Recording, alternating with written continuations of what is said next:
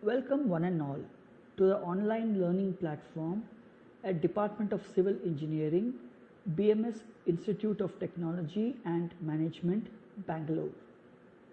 I am Dr. Rajesh Gopinath and you are along with me for the course Water Supply and Treatment Engineering, also popularly termed as Public Health or Environmental Engineering.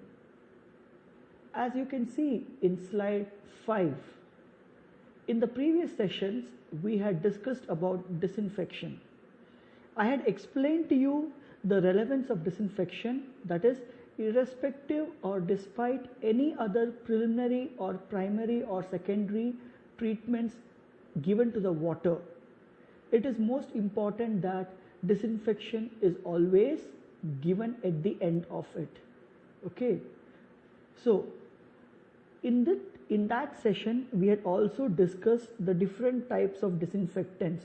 A brief glimpse is indicated in slide 6. Now, in the previous session, among all the disinfectants, towards the end we had discussed about the ideal properties of a disinfectant, and if you recollect, I had mentioned that it is chlorine which is most suitable as an ideal disinfectant, and after that it is ozone. However, in the previous presentation, discussion about chlorine was beyond the scope. In today's presentation, that is as you can see in slide 7, okay, we shall be discussing about chlorine as a disinfectant in drinking water. The process of adding chlorine is called as chlorination. The coverage of this presentation will be through a brief introduction and a theoretical coverage followed by types of chlorination.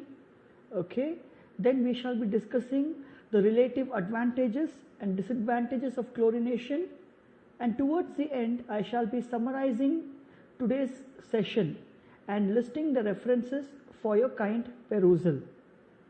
Let us move on to the introduction with slide 8. Chlorine, which is a most commonly used disinfectant, also has several industrial uses.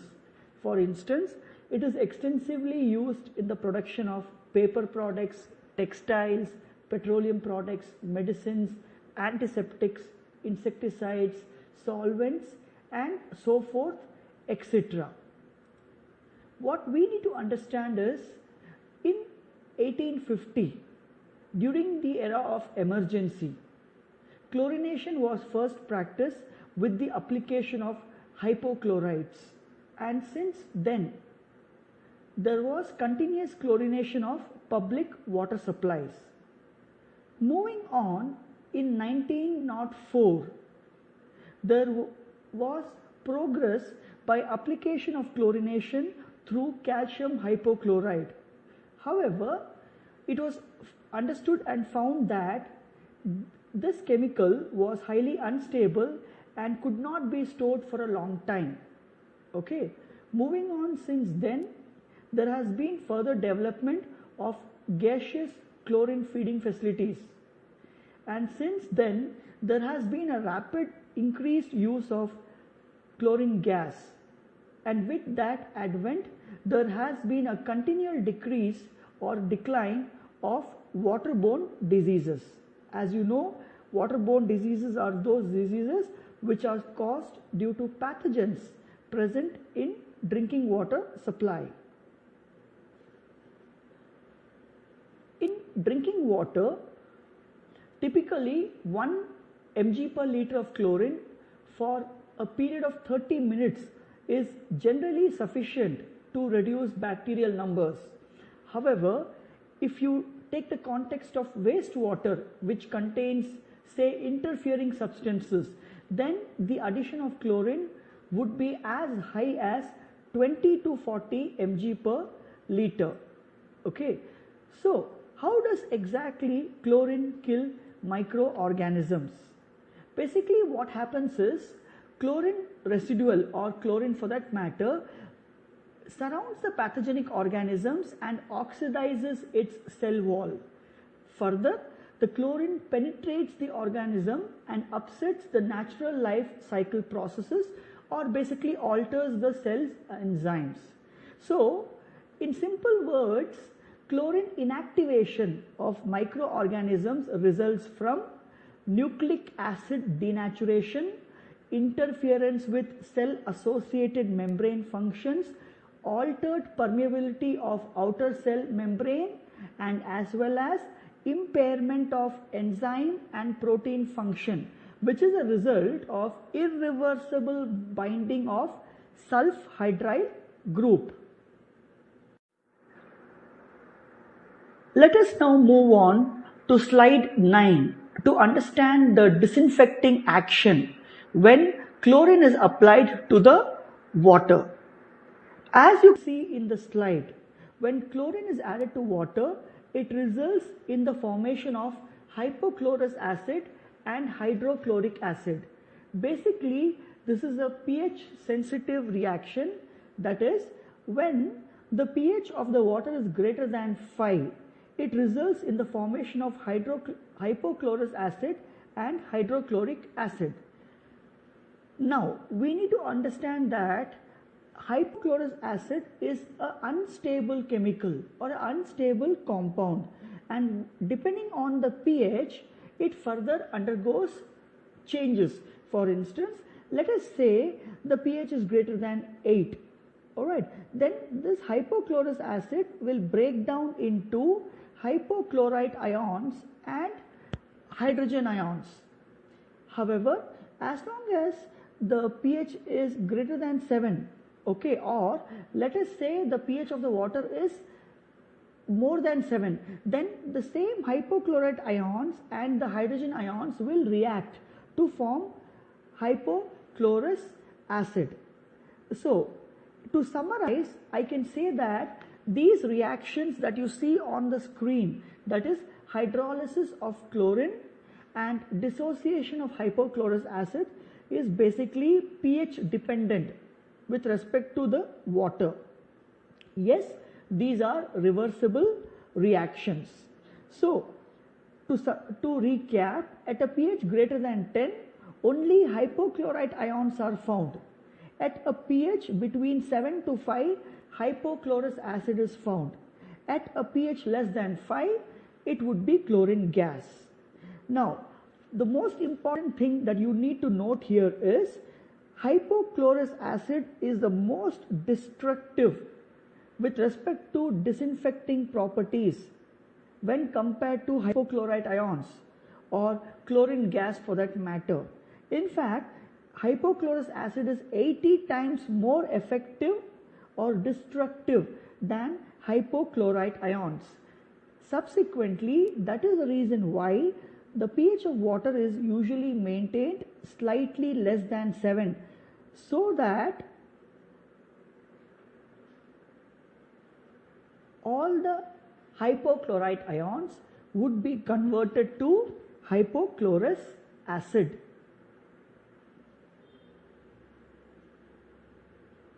Please note, the combination of hypochlorous acid and hypochlorite ion is called as free chlorine, okay, which comprises of both available chlorine and residual chlorine.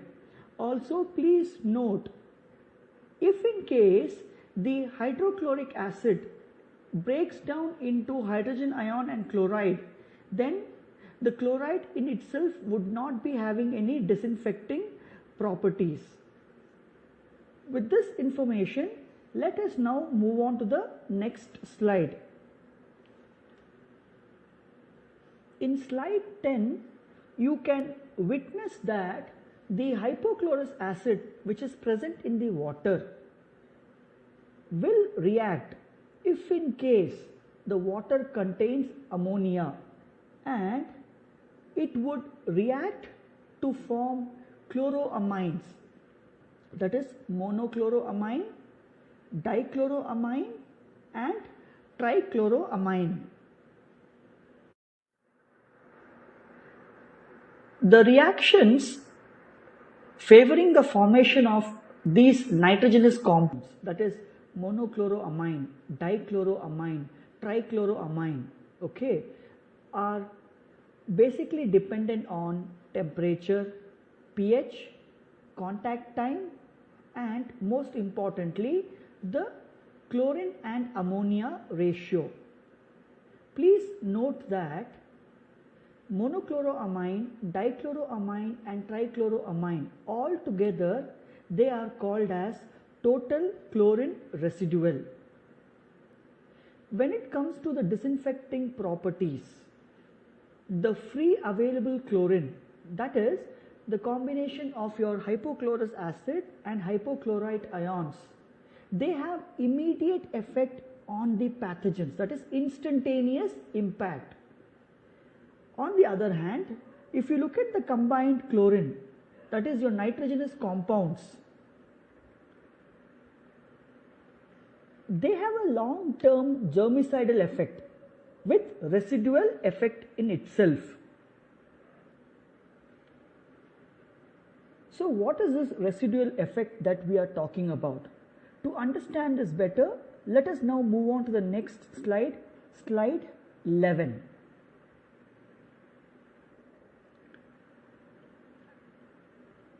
It is very important that any disinfectant that we employ not only takes care of existing contamination but also any futuristic possible contamination, and that is where basically chlorine clicks among all other disinfectants. That is why chlorine is most favored when compared to any other disinfectants, say for instance ozone or ultraviolet rays or potassium permanganate or any other disinfectant for that matter. So basically what happens is, it is possible that in the future, in the distribution system, due to a result of broken mains or cross connection or mixing of sewage with water supply or backflow or backflow prevention failure, due to various reasons such as what I have mentioned, it is possible that additional dangerous pathogens may enter your distribution system or your water supply, and eventually if this reaches the consumers, they will end up with waterborne diseases. So it is important that even these futuristic probable possible contamination can be handled, managed. This is where the knowledge or concept of residual comes in practice. That is, the chlorine which is being added in your water supply must be sufficient that after its disinfecting properties, it must still leave a residue of 0.2 to 2 ppm free available chlorine at all points in the distribution system. Thereby, by doing so, the advantage is that even if there is any contamination, this freely available chlorine existing in the water will handle or negate or nullify or destroy those pathogens which might enter the water. Okay. Now basically after you add chlorine, say 10 minutes after that, there should at least be a residue of minimum 0.2 ppm or mg per liter of free available chlorine. Okay. Now yes, there are two methods which can be employed to measure the residual chlorine in water, and they are basically diethyl paraphenylene diamine method and the most popular orthotoledane method. Okay. With this knowledge, let us move on to the next concept, that is chlorine demand, in the same slide 11. Chlorine demand is basically the difference between the amount of chlorine which is added to the water or say wastewater and the amount of residual chlorine which is remaining after a given contact time. Okay. And yes, chlorine demand may change with parameters such as dosage, time, temperature, pH, and most importantly the nature and amount of impurities which is present in the water or wastewater. Mathematically speaking, total chlorine added minus the chlorine residual is equal to chlorine demand. In simple words, let us say hypothetically, if you add X mg per liter of chlorine into a water supply, and the chlorine residual which is present after a given time is 0.1 X, which means only 10% of chlorine is remaining. It means that 90% of the chlorine which was added has been consumed. So what would this consumption be for? For killing the microorganisms, that is the pathogens, or for the formation of the combined chlorine, that is your monochloroamine, dichloroamine and trichloroamine. Now let us move on to the next slide to understand the different types of chlorination.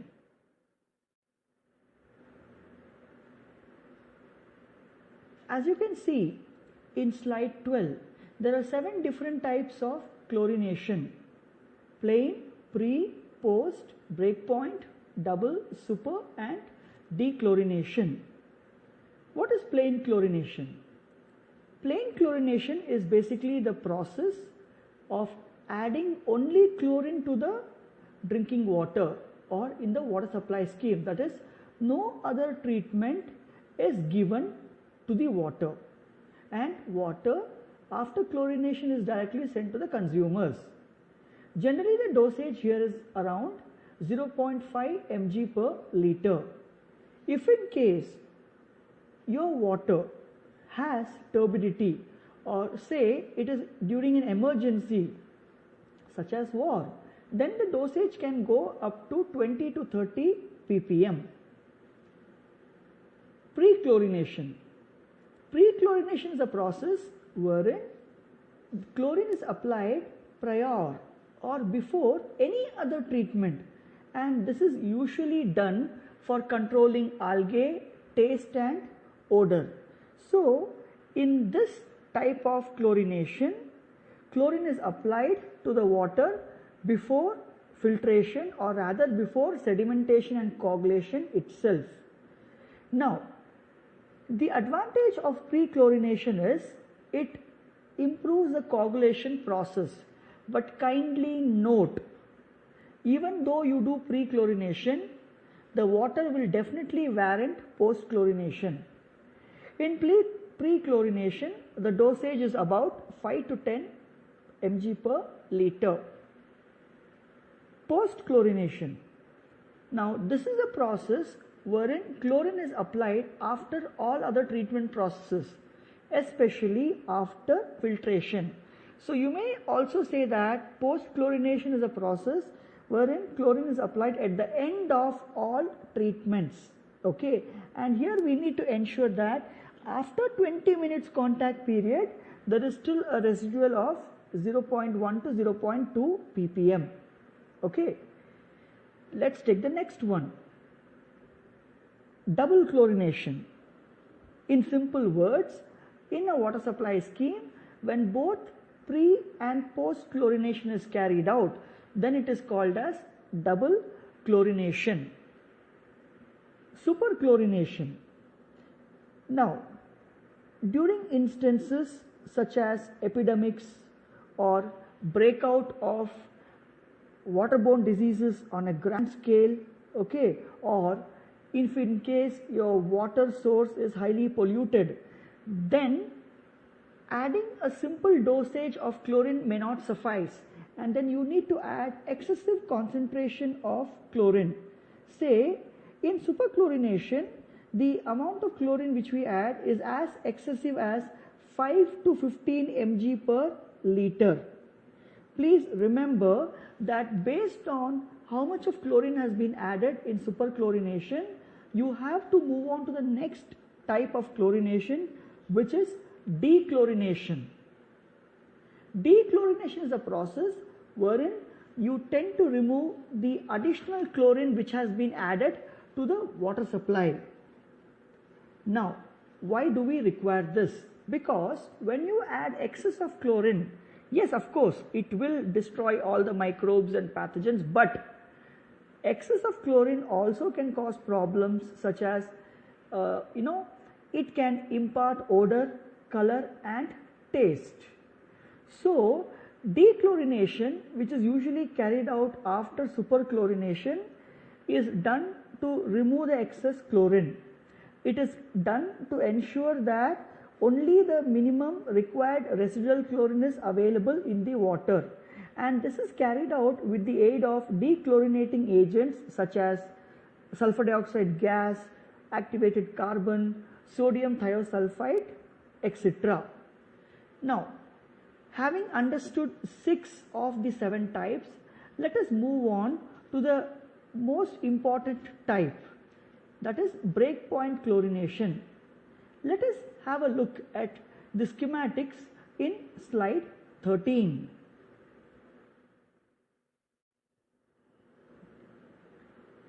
The representation in this slide basically gives us an idea of the extent of chlorine which has been added and consumed by the water. Let us say the water does not contain any impurities, does not contain any microorganisms, that is pathogens, alright, does not contain any ammonia, does not contain any reducing materials such as iron or manganese or hydrogen sulfide. In the event of these probabilities or possibilities, then you basically would see the red color line wherein it makes a 45 degrees with the horizontal axis or vertical axis.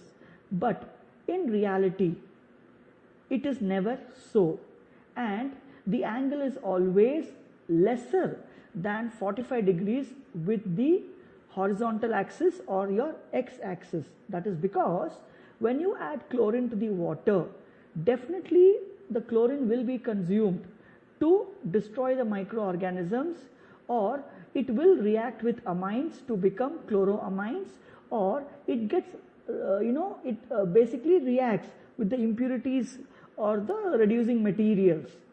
Okay, now what we need to understand here is break point is, that is, as in the image you can see C. Okay, if you closely observe this image, alphabets A, B, C are clearly indicated. Now break point is basically the point C, capital C. This is that point wherein available chlorine is equal to the residual chlorine. That is, from this point C onwards, any chlorine you add is basically going to be equal as the residual chlorine. In other words, from the point C onwards, any chlorine that you are adding will remain intact in the water. It is not being used for it is not being reduced, it is not reacting with ammonia, it is not killing microbes. In other words, the water is devoid of the impurities, ammonia and microbes. In other words, the water is relatively clean and pure, and that is why chlorine is not reacting, okay, under these circumstances. So, for a simpler explanation, as you move on from point A to B, the chlorine action is basically with respect to destroying the microorganisms. By the time you reach point B, all the microorganisms have been killed. Okay, as you move from point B to C, basically oxidation of impurities are taking place. And as I told you, at the point C, all available chlorine is equivalent to residual chlorine. So, basically what does breakpoint chlorination tell us? It basically tells us, okay, for a given source of water, for a given contamination, how much chlorine should be added so that the water is contamination free. Alright, now let us now move on to slide 14 to understand the various forms in which chlorine can be used for disinfection. If you recollect, I had already mentioned that in introduction that during 1850, hypochlorites, and in 1904 calcium hypochlorite was extensively used before moving on to chlorine gas. Alright, now let us understand this information better.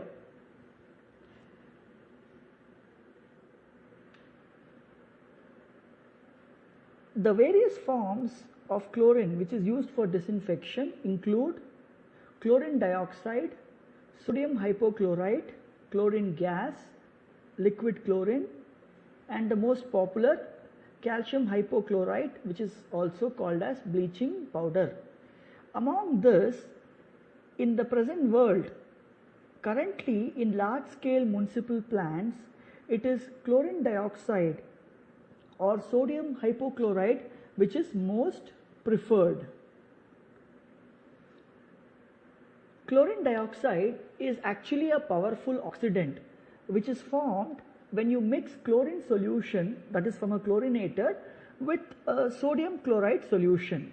Alright, now chlorine dioxide, that is ClO2, this gas is extremely soluble in water. Now that improves the efficiency of destroying the microorganisms, and also chlorine dioxide does not form trihalomethanes, that is, there is no formation of your combined chlorine.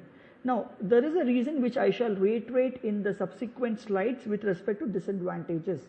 However, it is important that chlorine dioxide needs to be generated on site itself. Now when it comes to bleaching powder, that is chlorinated lime, we need to understand that bleaching powder is actually not a true compound, but it is basically a mixed salt of calcium hypochlorite, okay, and a basic calcium chloride. Now chlorinated lime or bleaching powder was used abundantly, was used widely much before the discovery of liquid chlorine. Okay, now when you add bleaching powder to the water, it decomposes to give hypochlorous acid. However, we need to understand that chlorinated lime or bleaching powder is an unstable compound, and with exposure to air, light and moisture, the chlorine content in it reduces rapidly. Therefore, it cannot be stored for a long time, and once you open the packet or the container, you need to ensure that you safeguard it, airtight it, and so that no moisture or air can enter. Okay, so in terms of maintenance, this is one of the drawbacks or lacuna. Moving on, liquid chlorine. As I told you, until the advent of liquid chlorine, it was bleaching powder which was predominantly used. Now, when it comes to liquid chlorine, we need to understand that, it requires specially trained treatment crews.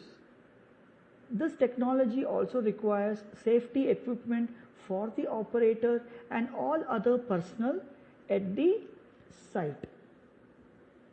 Now, with this information, let us now try to understand the advantages that chlorination offers when compared to any other disinfecting agent. Now, it is obvious that unlike any other disinfectant, chlorine is basically safe to transport and apply. And as a matter of fact, you're able to even measure it or quantify it, that is with respect to the strength required for any application. Now, chlorine definitely maintains a residual and is affordable or economical for that matter. Chlorine can be used on a large scale, that is for your municipal treatment plants, and not only that, it can also be used for a smaller scale such as spas or swimming pools. Now, the most significant aspect is chlorine at required dosages for residual effect is not toxic to human beings. Okay, and under the ambient conditions, that is pH and temperature, it has been found to be very effective as a disinfectant. Now, with these advantages that we have discussed in slide 15, now let us move on to the disadvantages in slide 16. If in case your water is highly turbid, then the efficiency of chlorination will come down, because turbidity can actually prevent adequate contact between chlorine and pathogens. Also, if in case your water contains impurities such as ammonia or humic material, then chlorine and hypochlorous acid can react with them. Alright, so let us say your water contains reducing agents such as organic matter or iron or manganese or say hydrogen sulfide. Then what happens is chlorine actually reacts with them and chlorine gets reduced to chloride. Please remember, chloride is not a disinfectant. Okay, now if in case your water contains phenols, then chlorine will react with the phenol and produce monochlorophenol, dichlorophenol, trichlorophenol, and these basically produce taste and odor. Not only these impurities, even in case if there are any other halogen groups present, say bromine, okay, then what happens is your hypochlorous acid reacts with bromine and forms hypobromous acid. Now basically what is happening here? Basically what's happening is when chlorine reacts with all these impurities and other chemicals, they end up forming other chemical. Now this other chemical which is being formed can basically cause pollution or color or taste in an objectionable manner, or can form a trihalomethanes, which is actually a suspected carcinogen, which means if in case you are taking a bath or swimming in a swimming pool or drinking water wherein chlorine has been added and the water contains methane, then you are susceptible to cancer. Okay, so the bottom line is the presence of all these interfering substances, the dissolved organic compounds, the impurities, the reducing agents.